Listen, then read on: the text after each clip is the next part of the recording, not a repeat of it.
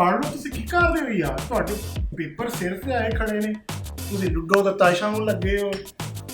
ਫਿਰ ਜੋ ਸਪਲੀਆਂ ਲਾ ਕੇ ਬਹਿ ਜਾਓਗੇ ਤੁਸੀਂ ਯਾਰ। ਕੋਈ ਖੁਦਾ ਦਾ ਖੌਫ ਕਰੋ, ਮਾਂ ਬਾਪ ਦਾ ਲਿਹਾਜ਼ ਕਰੋ ਯਾਰ। ਕੀ ਕਰਨ ਲੱਗੇ ਹੋ ਤੁਸੀਂ?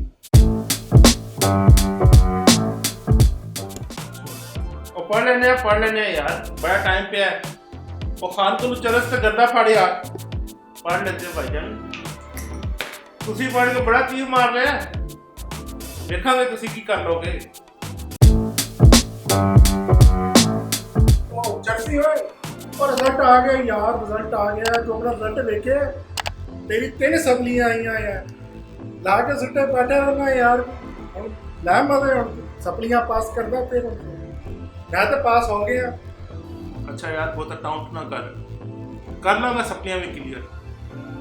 अग नहीं लगी पई है, बड़ी उम्र पई है, उत्थे मैं चक्कर चलाना बेरा ना करते हैं कुछ इधर। अब बड़े बगैरत टीचर ने यार, ऐसी टीचर दी मेरे नाल बननी नहीं सी, मैनूं पता सी बगैरत फेल करेगा।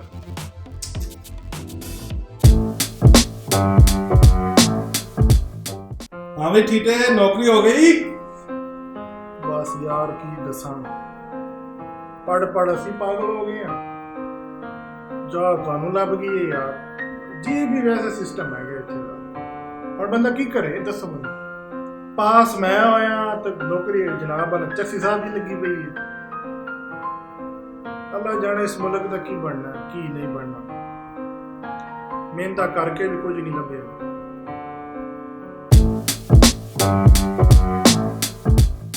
हाँ ठीक है, तुमने कहा था ना अब्बा मेरा बड़ा पावरफुल है। हो गई नौकरी बेटा, सब्जियां भी क्लियर हो गई, नौकरी भी हो गई। अब मैं जॉब पे जा रहा हूँ। तू पी और तू चर्ची होएगा। ये है पावर बेटा, पावर। हम पी चर्चा बड़े तू काउंट मारे ने ठीक है। बस सिफारिश और रिश्वत जीत गई ते मेहनत हार गई है। बस मैं यही कहना चाहना, और मेरे को लफ्ज कोई नहीं, बस इतना ही।